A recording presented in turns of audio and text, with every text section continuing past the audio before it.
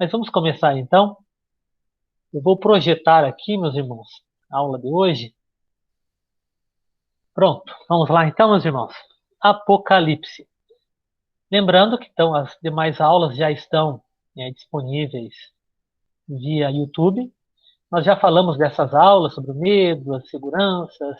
O vídeo já foi passado também para os irmãos as notícias alarmantes que ouvimos e as sensações que sentimos, com relação ao Apocalipse. Já falamos da importância da cronologia bíblica. Afinal de contas, o Apocalipse fecha a revelação de Deus, fecha a Escritura Sagrada, aquilo que o Senhor se deixou revelar ao ser humano, aquilo que realmente importa para as nossas vidas, que pode edificar a nossa história, que pode alcançar outras pessoas através de nós. O último livro, então, a revelação final do Senhor, é o Apocalipse. Lembrando que toda a Bíblia é uma revelação de Deus, inspirada pelo Espírito Santo de Deus. Mas o Apocalipse, então, é o clímax de toda essa palavra. Se inicia no Antigo Testamento com Gênesis e passa, então, pelo Novo Testamento, chegando no Apocalipse. Nós já vimos esses quadros, esses slides, estão disponíveis no YouTube. Também, lembrando, isso é extremamente importante até para a aula de hoje, que a Bíblia toda fala sobre Jesus. Da mesma forma, o Apocalipse também nos revela Jesus. E nos revela de 7 formas diferentes, como veremos a partir de hoje e, quem sabe, na próxima aula também. O Apocalipse, então, significa revelação, já vimos isso. Foi escrito por João, numa ilha chamada Patmos. Todos esses quadros, mapas, nós já vimos. E hoje nós vamos nos deter um pouco com relação ao destinatário ou aos destinatários desta carta. Às vezes nós esquecemos que o Apocalipse é um livro, sim, mas é um livro-carta, é uma carta destinada a 7 igrejas na Ásia Menor, que aparecem ali na tela. Éfeso, Esmirna, Pérgamo, Tiatira, Sardes, Filadélfia e Laodiceia. Vimos também a questão da escrita, a época, todo o contexto do Império Romano, as correntes de interpretação que podem, que são usadas, pessoas que interpretam o Apocalipse como algo que já passou, como algo que só vai acontecer no futuro, como algo que está acontecendo na história, ou com uma visão mais idealista, acontecendo em pontos específicos da história, de maneira mais quase que simbólica. Esse curso que eu estou dando segue uma visão historicista e idealista ao mesmo tempo. Coisas que aconteceram na história, sim, mas também uma visão de coisas que simbolizam na história. Nós já vimos isso também. Vimos também a questão da história circular, linear e também espiral. Vimos a questão da restauração, a segunda vinda de Cristo, que o Apocalipse vai tratar. Só que lembrando, meus irmãos, nós confirmaremos hoje, o Apocalipse fala de uma história, de uma revelação de Deus que já tinha acontecido, que estava acontecendo e queria acontecer. E a segunda vinda de Cristo é algo que só vai acontecer. Ou seja, é um evento futuro. E um evento futuro, então, é tratado no Apocalipse, sim, mas de maneira mais clara, ele é cronologicamente tratado em Mateus capítulo 24 e 25. Por isso nós já vimos isso também, sobre a segunda vinda do Senhor. Voltando aqui um pouquinho. Pastor, mas Jesus está voltando? Sim. O princípio das dores já está acontecendo desde a época dos apóstolos. João fala que estava na última hora.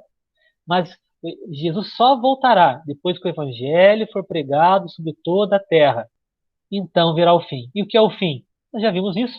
É a grande tribulação, quando Satanás é solto, os sinais nos céus, a vinda de Jesus, a ressurreição com o arrebatamento e o juízo final, ou seja, o julgamento final, onde o livro da vida é aberto, que nós, as pessoas que creem no Senhor Jesus, que entregaram a vida ao Senhor Jesus, já têm um nome no livro da vida e não serão julgadas, e o livro das obras serão abertos, e através desses livros, as pessoas que não têm o nome no livro da vida serão julgadas de acordo com as suas, serão julgadas de acordo com as suas obras.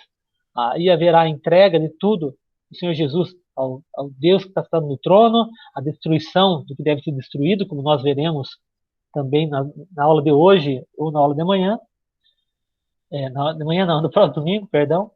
E tudo isso inaugurando então novos céus e terra através de um único evento. E o clamor do apóstolo João e também de Paulo, quando fala Maranata, então vem, Senhor Jesus, vem, nós não vemos a hora desse novo céu e terra, dessas bênçãos que Deus tem para o seu povo, e da glorificação do nome do Senhor. Vimos também a questão do milênio, na aula passada falamos muito sobre isso, essa palavra que traz tanta discussão e tanta interpretação. 1000 anos, pastor, vai ter 1000 anos literais. Meus irmãos, sempre lembrando, Apocalipse é um livro simbólico.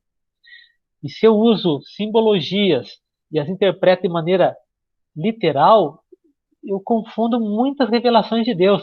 O propósito de João, ao revelar o Apocalipse de maneira simbólica, é que esses símbolos trouxessem para nós a revelação de Deus, a sensação que ele teve, e que o povo de Deus entendesse. E o Império Romano, por exemplo, da época, não compreendesse, porque o Apocalipse também falava do Império Romano como um sistema anticristão.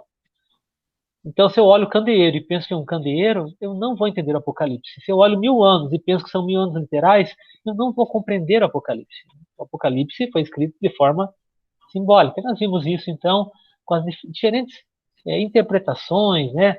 Jesus reinando por 1000 anos, mais de uma vinda de Jesus, ou melhor, mais de uma segunda vinda, né? Uma segunda e uma terceira vinda, confusões, assim, com relação à leitura do Apocalipse.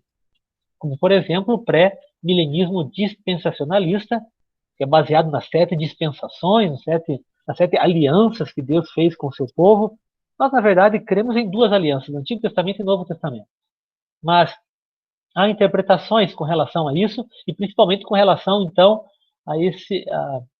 a vinda de Jesus, onde ele viria para arrebatar, depois teria uma grande tribulação, onde a igreja não passaria por tribulação, aí ele voltaria com os santos, reinaria por 1000 anos, aí Satanás seria solto. Uma confusão, meus irmãos, porque Satanás é solto e tem uma tribulação antes, então, que tribulação é essa? Né? Não faz muito sentido.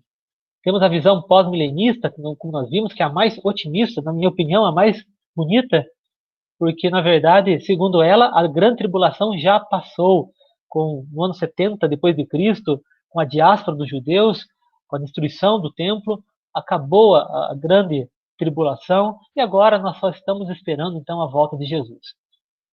Apesar de muito bonita interpretação, nós seguimos a interpretação amilenista, ou seja, que não vê o milênio literal, isso não milênio, mas um milênio espiritual. Ou seja, quando o Senhor Jesus, na cruz do Calvário, derrota ali todo o principado e potestade, paga o preço dos nossos pecados, e depois, ao terceiro dia, ele ressuscita dos mortos, a partir dali, então, o reino de Deus é inaugurado. Satanás é limitado, é preso. E o reino, então, vai crescendo, multiplicando sobre a terra. Temos autoridade, né, dada por Jesus, que tem toda a autoridade nos céus da terra, ele nos concede essa autoridade também para expulsarmos demônios, para pregarmos o evangelho, para libertarmos pessoas. Novamente, porque Satanás está preso. Mas, depois desses 1000 anos, que é um período então simbólico, desse grande período de tempo, Satanás será solto. E haverá então uma grande tribulação. O que é a grande tribulação? Ah, pastor, é a ira de Deus contra a terra. Misericórdia, meu Deus. Não. A grande tribulação é a ira de Satanás contra a igreja, contra os santos. Por isso que a tribulação, ou melhor, na tribulação, a igreja será perseguida, a igreja passará pela tribulação.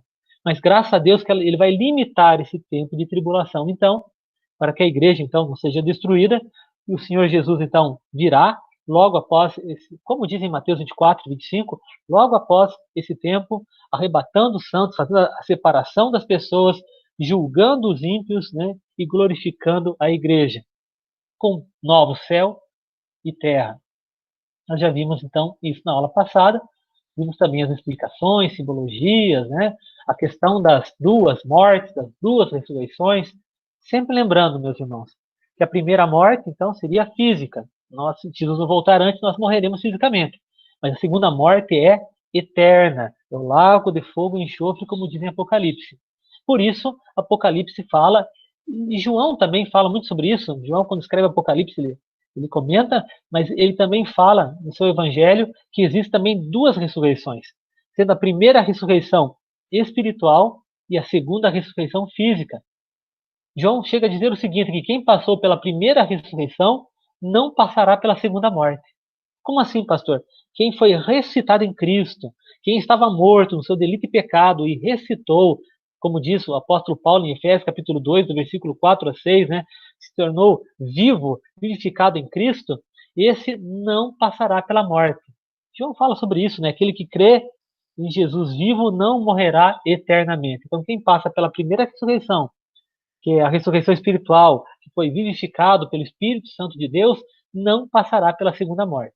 E pastor, qual é a segunda ressurreição? Seria a ressurreição física no dia do julgamento final, quando Jesus vem, faz a separação, arrebata o povo, ressuscita os mortos, e aí então faz o julgamento final. Claro, nós não passaremos por julgamento, apenas prestaremos contas para os nossos galardões, e glória a Deus por isso, que não merecemos, mas é graça de Deus. Já o ímpio, ou a pessoa que não optou, ou melhor, que optou por não crer no Senhor Jesus, será julgada por suas obras. Nós sabemos o resultado desse julgamento, que será condenação.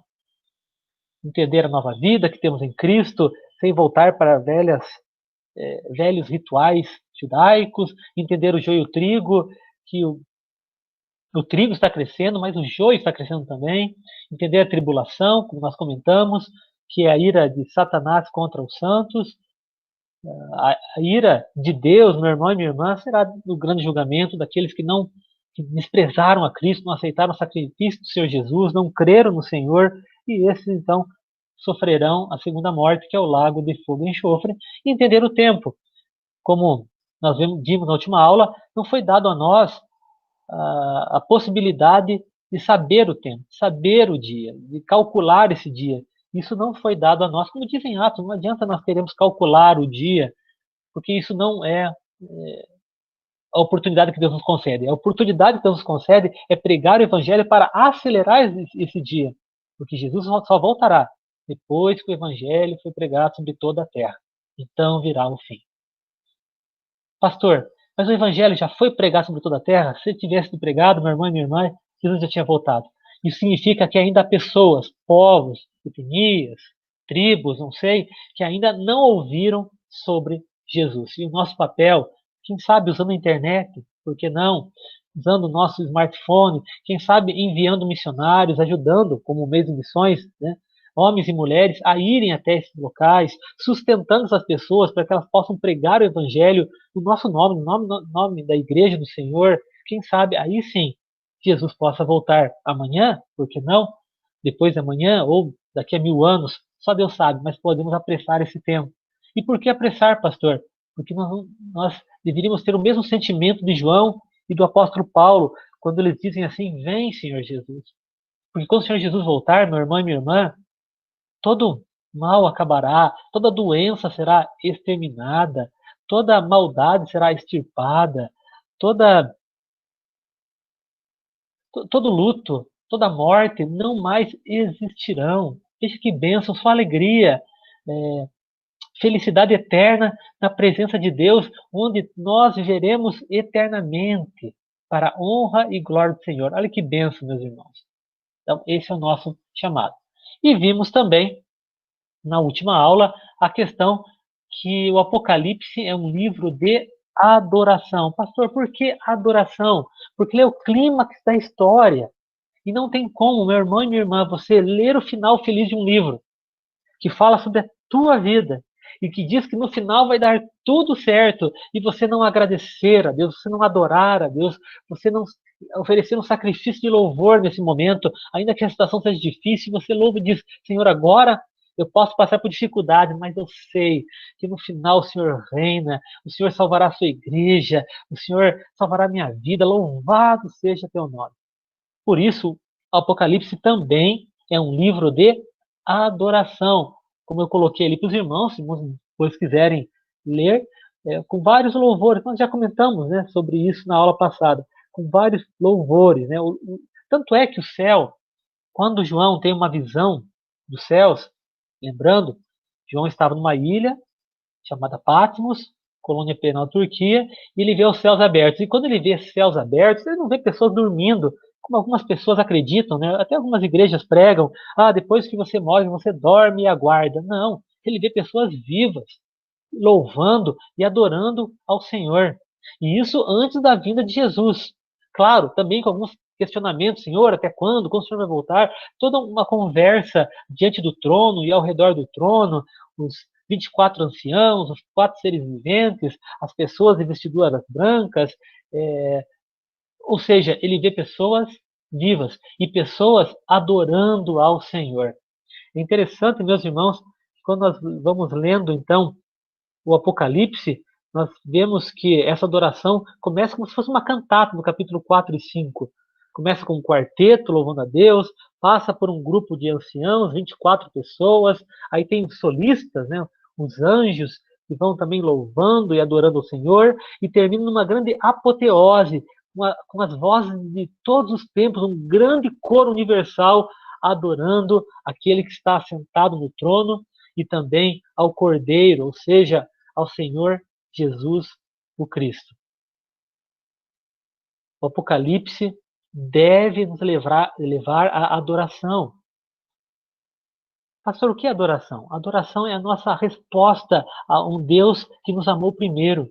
Adoração significa a nossa forma de expressar o nosso amor a Deus. Isso é adoração. Nós adoramos cantando, geralmente, mas adoramos também falando, adoramos também confessando o Senhor, adoramos também vivendo, através da nossa vida, ao Senhor. E o céu, meu irmão e minha irmã, é um lugar de adoração.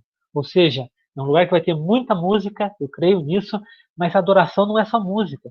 A adoração também é um estilo de vida, uma maneira de louvar a Deus pela forma que nós vivemos, nos comportamos, que amamos uns aos outros, e o céu será um lugar de adoração, será um lugar de amor. Glória a Deus por isso. O novo céu e uma nova terra, então, que o Apocalipse termina revelando, será um local paradisíaco de amor e adoração. E a gente não vê a hora de estar lá, felizes, alegres, louvando e adorando o nosso Deus. Faremos parte também, por que não, em alguns momentos, do grande musical eterno na presença de Deus. Mas, então, continuando, meus irmãos, agora sim, o Apocalipse também, ele mostra uma visão sobre o fim, com certeza, mas o Apocalipse usa também de paralelismo. Pastor, o que é isso? Paralelismo é uma forma muito usada pelos escritores do Antigo Testamento para reforçarem ou então explicarem uma revelação de Deus. Os Salmos usam muito paralelismo, né, repetindo ideias e ênfases, mas acho que o exemplo melhor de paralelismo, deixa eu abrir aqui, está no livro do Gênesis. Quando, por exemplo, em Gênesis, capítulo de número 1, o autor fala sobre a criação de Deus, a revelação sobre a criação de Deus. E no versículo, então, 26, também disse Deus: façamos o homem a nossa imagem, conforme a nossa semelhança. E no versículo 27 diz assim: criou Deus, pois, o homem, a sua imagem, a imagem de Deus o criou, homem e mulher os criou e os abençoou. Ok, aqui está a revelação sobre a criação do primeiro casal, Adão e Eva, homem e mulher. Agora no capítulo 2, a partir do versículo 4, novamente, né, do 4 segue até o 17, depois o 18 com a formação da mulher, até o 25, novamente fala com mais detalhes da criação do homem e da mulher. O que é isso, pastor? É um paralelismo, ou seja, histórias paralelas, é recontar a história, mas é um paralelismo progressivo. Vou explicar melhor. Eu conto um detalhe da história e depois eu volto a contar o mesmo detalhe com mais detalhes. Se usar uma palavra melhor. Eu conto um acontecimento da história e depois eu retorno esse acontecimento contando mais detalhes sobre ele. Isso é a forma também como o Apocalipse trabalha. Ele fala então sobre a ressurreição do Senhor Jesus até a volta do Senhor Jesus. E a cada revelação ele repete essa história dando mais detalhes do final. Por isso que o Apocalipse, então, é dividido em 7 visões. Veja, o Apocalipse é uma visão, uma macrovisão, uma grande visão que o Senhor Jesus deu para o apóstolo João. Mas dentro dessa grande visão, ou melhor, esta grande visão é dividida em 7 visões menores, 7 visões paralelas, onde cada visão compreende o período da primeira até a segunda vinda de Cristo. Quando Jesus veio, Jesus morreu por nós na cruz, ressuscitou, prometeu que voltaria e aí ele volta. Todo esse período está no Apocalipse, repetido 7 vezes. Lembrando que cada vez que ele é repetido, cada visão repetida, ela dá mais detalhes sobre o fim. Por isso, então, essas 7 visões e por isso, então, esse paralelismo, então, que nós estamos vendo. Também fala de 2 perseguições que a igreja sofre. Do capítulo 1 ao capítulo 12, é a perseguição que a igreja passa na história, e do capítulo 12 ao 22 seria a perseguição final ou a grande tribulação. Podemos dividir assim também. Mas vamos lá então, meus irmãos. Como funcionam as visões? Eu vou passar todas aqui para os irmãos verem. Nós temos então 7 visões. No Apocalipse capítulo 1 até o Apocalipse capítulo 3, vai falar dos 7 candeeiros, ou seja, das 7 igrejas. Do capítulo 4 até o capítulo 8, vai falar sobre os 7 selos no pergaminho, são os 7 sinais da volta do Senhor. Depois, a terceira visão, do capítulo 8 até o capítulo 11, fala das 7 trombetas, os 7 avisos dados à igreja e também ao mundo. Depois, a quarta visão, do capítulo 12 até o capítulo 14, fala de 7 histórias, de 7 personagens que nós vamos conhecer daqui a pouco. Na quinta visão, do capítulo 15 ao capítulo 16, fala sobre as 7 taças, ou seja, a justiça, os flagelos devido à justiça de Deus. A sexta visão, do capítulo 17 até o capítulo 19, fala dos 7 reis que serão derrotados, as 7 montanhas. E do capítulo, ou melhor, e na sétima visão, do capítulo 20 ao capítulo 22, fala finalmente dos 7 inimigos que serão totalmente derrotados e destruídos, o julgamento final. Tudo isso nós veremos.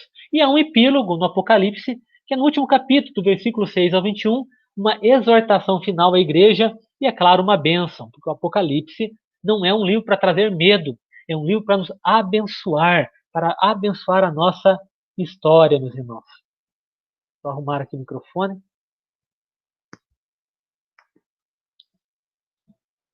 Pronto.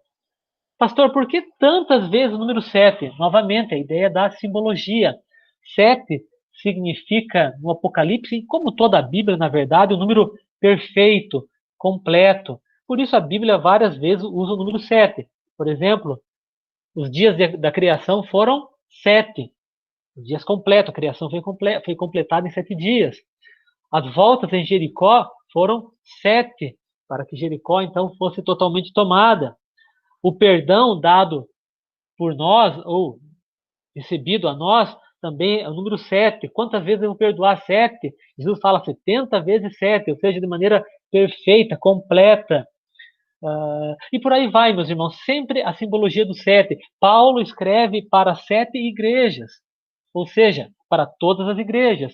João, nesta carta, escreve a 7 igrejas, ou seja, para todas as igrejas, para a igreja completa. Por isso nós lemos uma carta de Paulo, ou lemos o Apocalipse, e esta carta, então, fala ao nosso coração, o número 7, porque ela foi disposta, escrita para toda a igreja do Senhor.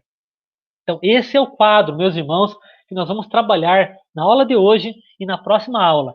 As 7 visões do Apocalipse que fazem parte de uma grande visão. Então, vamos lembrar de novo, a palavra Apocalipse significa revelação.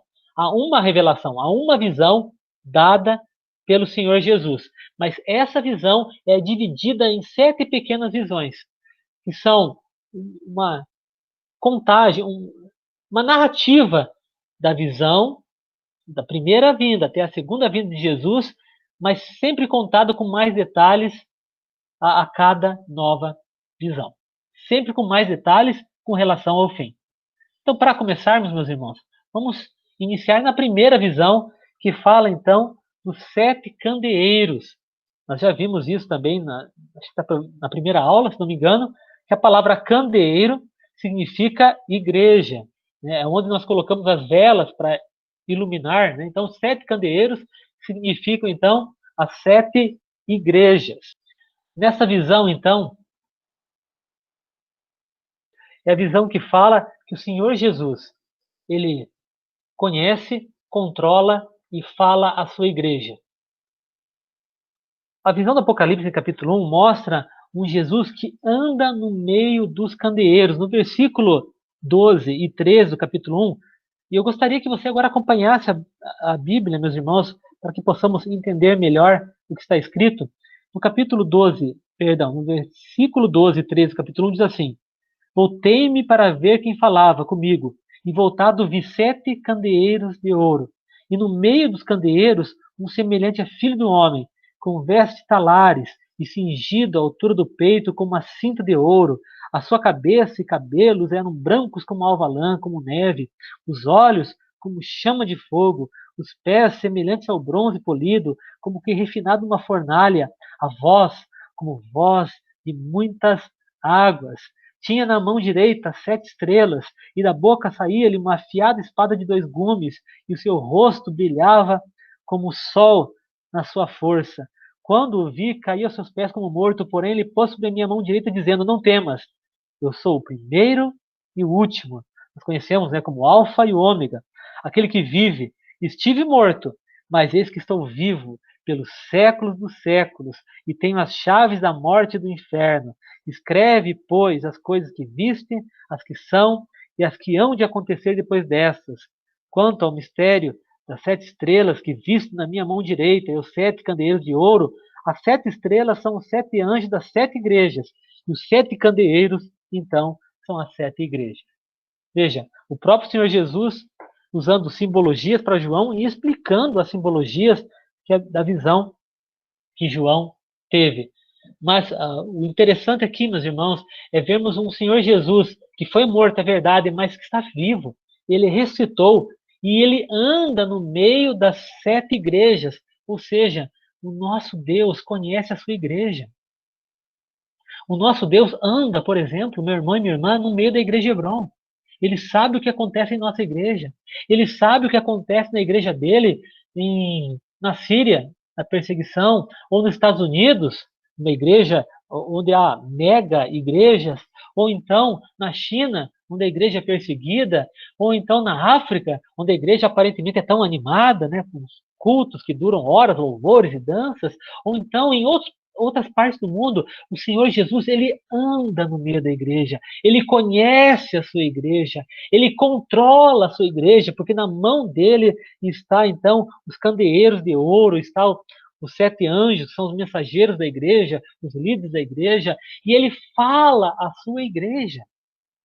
Essa é a primeira revelação do Apocalipse extraordinária, que mostra isso desde a sua vinda. Quando ele veio, morreu, como diz o texto, ele foi o primogênito dos mortos, segundo o versículo 5. Ele nos libertou do nosso pecado na cruz, também no versículo 5. E no versículo 7, ele voltará com as nuvens. Então, veja, é uma visão que mostra desde a primeira vinda, da sua crucificação, da sua ressurreição, até a sua segunda vinda. E durante toda essa vinda, aqui Jesus é revelado como o Senhor da igreja. Jesus é o Senhor da igreja. Essa é a primeira revelação. Veja, meus irmãos, capítulo 1, versículo 1. Revelação de Jesus Cristo que Deus lhe deu para mostrar a seus servos as coisas que em breve devem acontecer e que ele, enviando por intermédio do seu anjo, notificou ao seu servo João. Revelação de Jesus Cristo, ou seja, revelação de quem é Jesus. A primeira visão mostra que Jesus é o Senhor da igreja. E glória a Deus por isso. E quem são as 7 igrejas? Eu coloquei ali para os irmãos: Éfeso, Esmirna, Pérgamo, Tiatira, Sardes, Filadélfia e Laodiceia. Eram as igrejas da época. Mas como são 7 igrejas, também fala as igrejas de hoje. Fala a nossa igreja. E fala as igrejas até a volta do Senhor Jesus. O capítulo 1, então, nada mais é, meus irmãos, que uma introdução extremamente importante, porque ele apresenta vários conceitos, apresenta, por exemplo, eu dividi em parágrafos para ficar mais fácil para os irmãos, se quiserem ir acompanhando, do versículo 1 ao versículo 3, fala sobre, por exemplo, o título. O título do livro, Apocalipse, significa revelação, desvendamento.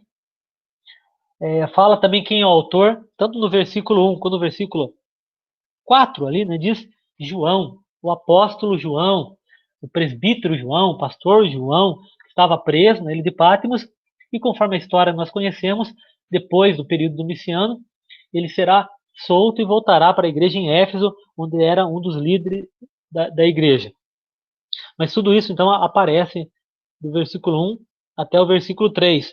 E também as promessas, né? Bem-aventurados aqueles que leem e ouvem as palavras dessa profecia. O tempo está próximo.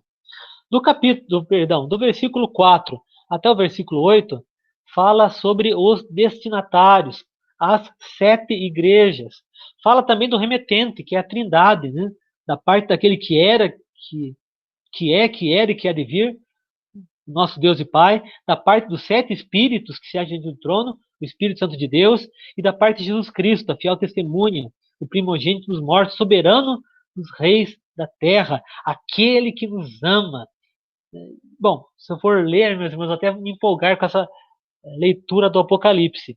Mas fala então dos destinatários, fala sobre a segunda vinda, quando ele voltará sobre as nuvens, falou sobre a morte, a ressurreição do Senhor Jesus Cristo e também do final da história.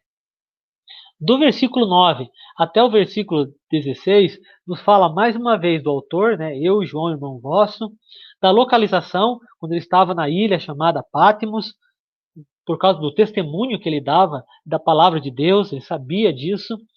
Também fala, meus irmãos, do dia, achei-me em espírito no dia do Senhor, no domingo.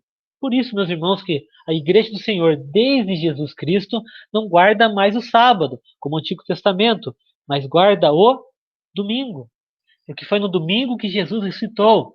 Foi no domingo que Jesus apareceu aos seus apóstolos e aos seus discípulos.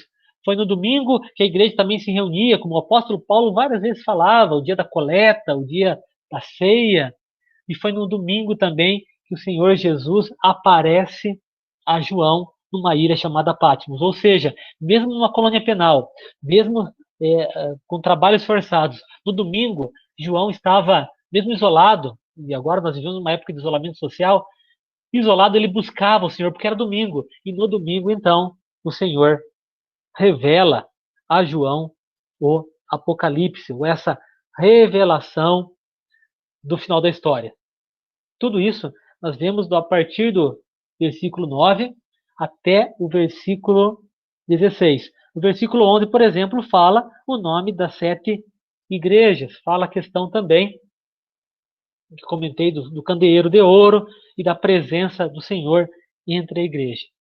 E no versículo 17 até o versículo 20, fala sobre esse Deus poderoso, que esteve morto, mas que vive pelos séculos dos séculos, né?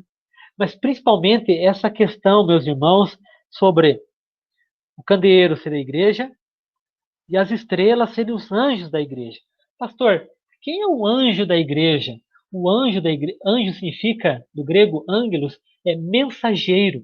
Então, quando João, ou melhor, quando o Senhor revela a João essa visão, Apocalipse, ele orienta João, comanda João, ordena João que enviasse então essa mensagem aos anjos das 7 igrejas, para que esses anjos passassem então para as igrejas.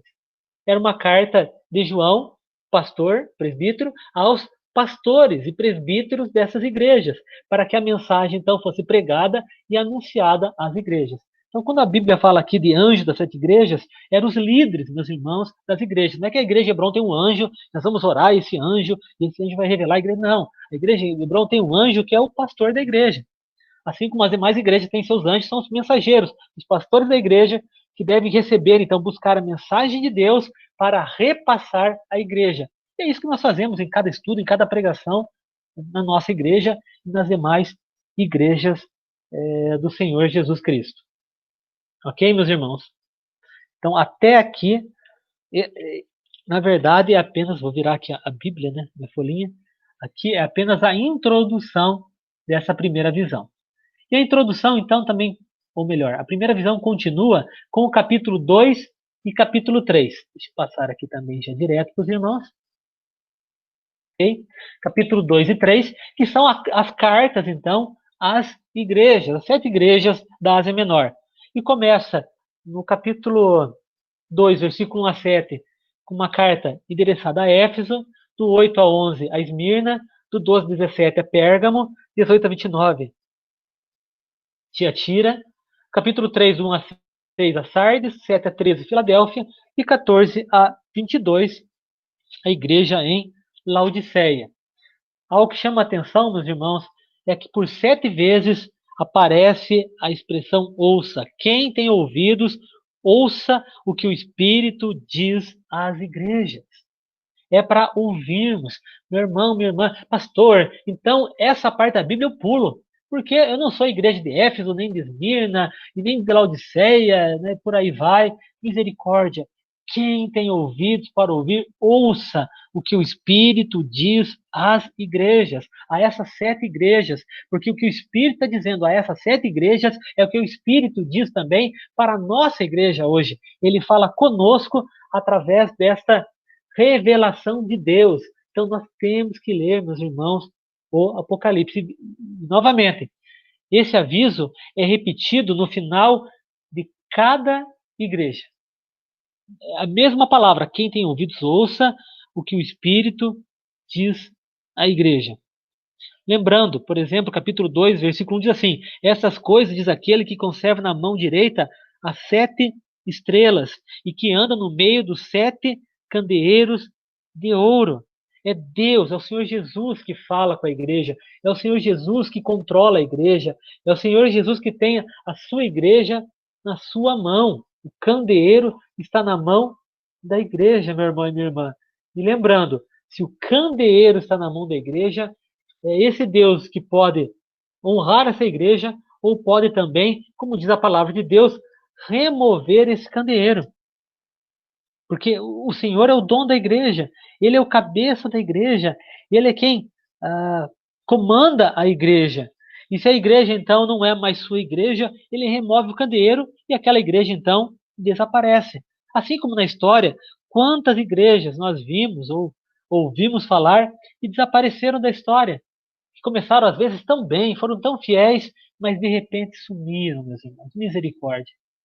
Na verdade, todas essas igrejas, e olha que algumas tiveram nesse texto vários elogios, foram igrejas vivas, foram igrejas poderosamente usadas por Deus.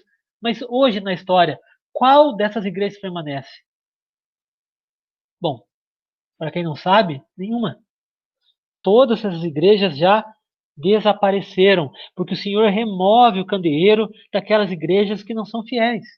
Pastor, mas a igreja de Hebron, será que vai desaparecer? Meu irmão, se ela não for fiel ao Senhor, se ela não buscar o Senhor, se ela se tornar um clube de amigos, por exemplo, não pregar mais a palavra de Deus, ela desaparecerá como igreja. Agora, se for uma igreja fiel, ela ficará e continuará até a volta do Senhor Jesus. Essa é a promessa de Deus. Deus não prometeu nada diferente disso. E nessas cartas, então, o Senhor Jesus deixa bem claro, né, para as pessoas a importância disso. E a importância da igreja, veja, meus irmãos, a visão, a revelação dada por Jesus a João deve ser endereçada aos líderes, aos anjos das igrejas, aos líderes das igrejas. Ou seja, a importância da igreja é na igreja, meu irmão e minha irmã, que eu ouço a palavra de Deus, que eu ouço a revelação de Deus, que eu ouço a mensagem de Deus. Não que Deus não possa falar, e Ele fala de várias formas, de várias maneiras, mas é na igreja que Deus concedeu dons e talentos para que essa mensagem seja passada e as pessoas sejam edificadas como corpo. É na igreja. Precisamos da igreja do Senhor Jesus, não para sermos salvos. A igreja não salva ninguém, mas precisamos da igreja de Jesus para sermos edificados como corpo e recebermos então essa mensagem poderosa para o crescimento como corpo de Cristo, de nós como membros da igreja do Senhor como membros uns dos outros, onde o cabeça é Cristo. Vamos lá então, meus irmãos. Nessas cartas, nós podemos ver, por exemplo, que duas igrejas aqui, Esmirna e Filadélfia, só receberam elogios. 4 igrejas, Éfeso, Pérgamo, Tiatira e Sardes, receberam elogios, mas também críticas. E uma igreja, a igreja mais rica, né, a mais poderosa aparentemente, a de Laodiceia, só recebeu críticas. Mas veja, pastor, então a igreja de Laodiceia não era igreja, não prestava misericórdia. Ela recebeu críticas, mas ainda era igreja. Deus ainda estava no meio dela. Deus ainda dava uma oportunidade a ela. Então, ainda era igreja. Então, todas eram igrejas.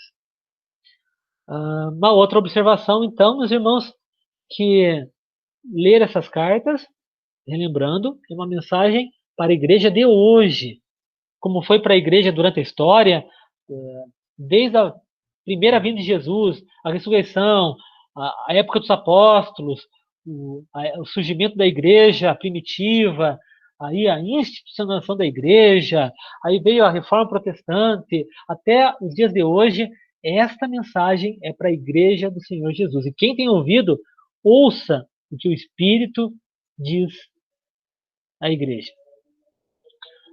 Vamos lá então, meus irmãos. Deixa eu voltar aqui um pouquinho. Eu ia falar um pouco mais para frente, mas só lembrando, do capítulo 2 em diante, há uma mensagem para cada igreja. Se eu for ler, meus irmãos, nós vamos ter muitas aulas devido à leitura do Apocalipse. Então, eu vou apenas explicar aqui. Se os irmãos quiserem ficar com a Bíblia aberta, e depois podem ler, essa aula também estará disponível, se Deus quiser, na semana ainda, no YouTube, para os irmãos poderem acompanhar em casa de maneira mais tranquila. Mas do versículo 1 ao versículo 7, essa carta à igreja em Éfeso mostra uma igreja, então, perseverante, uma igreja atuante, uma igreja sábia, mas que tinha um problema, apenas um. Ela abandonou o primeiro amor. E meu irmão, minha irmã, a marca principal de uma igreja é o amor. O Senhor Jesus revela isso em João, que é pelo amor que nós seremos conhecidos como igreja. Uma igreja que não tem amor não é igreja. Ela pode ter uma fé bonita, ela pode ter disciplina, ela pode ter uma cruz sobre o teto, ela pode ter pastores, presbíteros, diáconos, líderes, homens e mulheres, né, falando de maneira com eloquência, mas se não tiver amor, não é igreja do Senhor. O amor é a principal marca da igreja, da noiva de Cristo.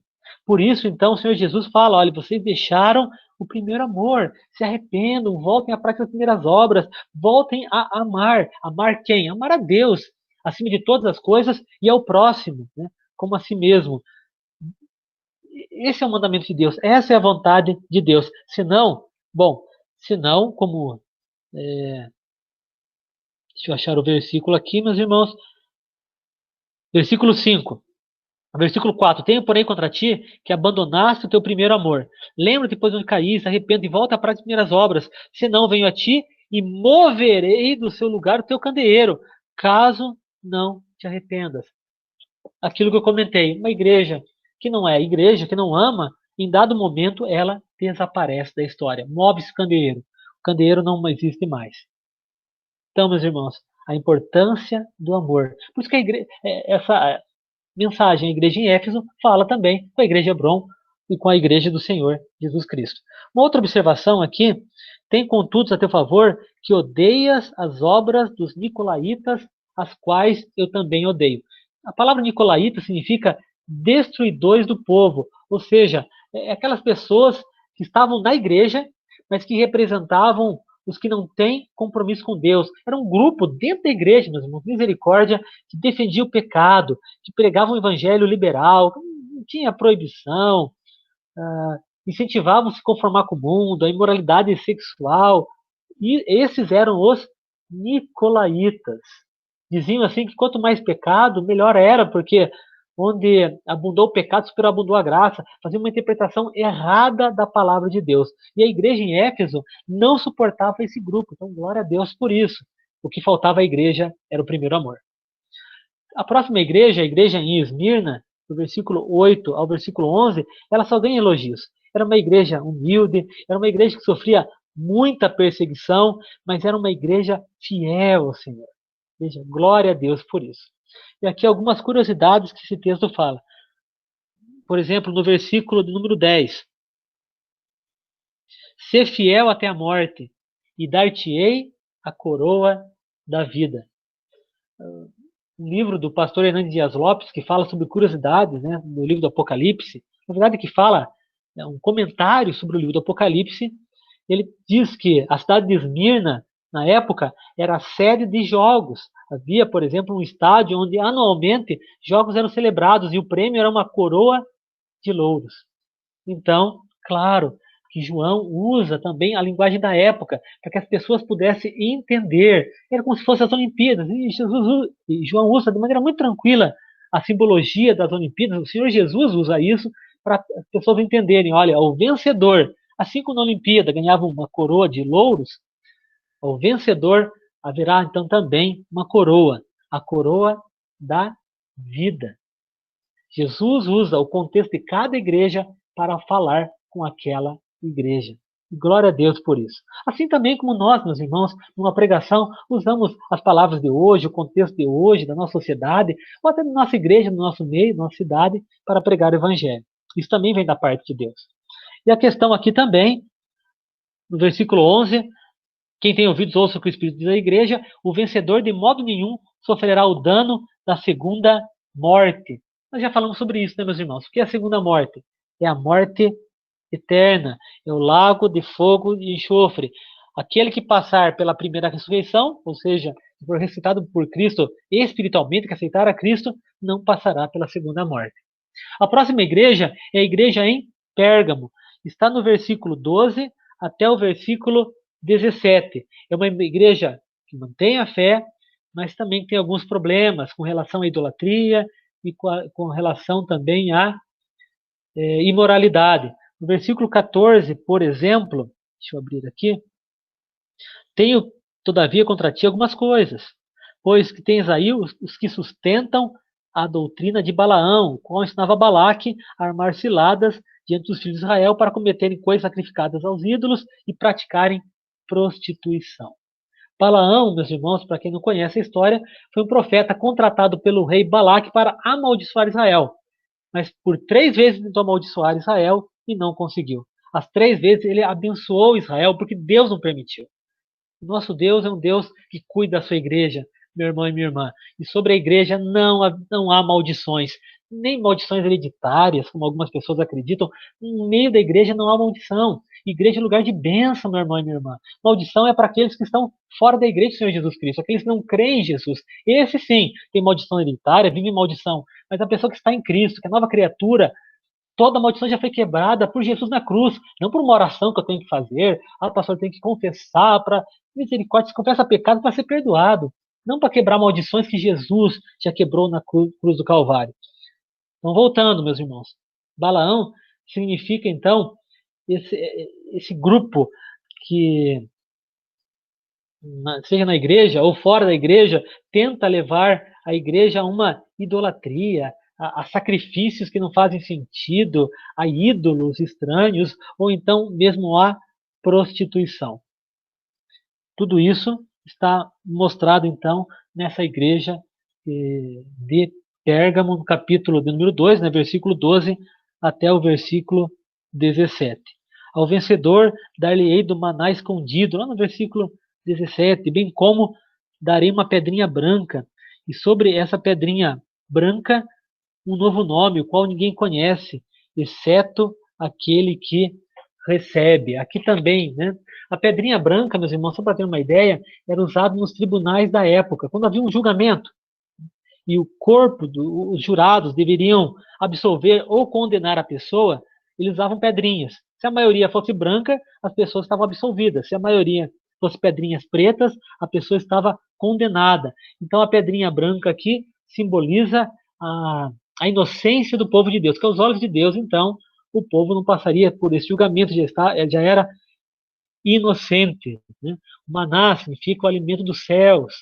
O que mais, meus irmãos? Né? E o novo nome, que ninguém conhece, não sei dizer o que será, meus irmãos. É um novo nome, é uma nova característica que nós receberemos, talvez, ou novos dons, não sei dizer. Outra característica aqui também é que o nome Pérgamo é da onde vem a palavra pergaminho. Afinal, pergaminho foi inventado exatamente na cidade de Pérgamo para substituir o uso do papiro. O papiro vinha de uma planta e só poderíamos usar um lado do papel, já o pergaminho, por ser mais durável, vindo de uma pele de animal, de um couro, poderia ser escrito dos dois lados. Só uma curiosidade. A próxima igreja, então, meus irmãos, é a igreja em Tiatira. E nós vamos retomar na próxima aula as demais igrejas e as demais revelações. Na próxima aula nós vamos retomar essas revelações que nós vimos sobre cada igreja e também as revelações desse paralelismo progressivo. Como eu comentei, em cada revelação, mais detalhes do final serão revelados. Ok, meus irmãos? Então vamos orar. Daqui a pouco eu vou abrir para as dúvidas. Vamos orar antes. Senhor, obrigado por esta aula. E obrigado, Pai querido, porque o Senhor já revelou o final da história e é um final feliz. Louvado seja teu nome. Mas nos dá anseio, desejo, vontade, Pai, de conhecer mais a tua palavra. Como diz tua palavra, quem tem ouvidos, ouça o que o Espírito diz às igrejas. Pai querido, precisamos ouvir. Nos dá essa disposição, esse entendimento, o louvor da tua glória, e que possamos ter um dia abençoado, uma semana abençoada, uma vida abençoada na tua presença. Por favor, ó Pai amado. Obrigado por todas as pessoas que assistiram essa aula via Google Meet ou também via YouTube. Que o Senhor cuide, abençoe e preserve cada vida em nome de Jesus, Pai amado. Também agradecemos pelo aniversário da semana e de maneira especial pela vida da Natália, da pequena Natália, filha da Laís, que faz aniversário hoje. Que o Senhor abençoe também, em nome de Jesus. Amém. Amém.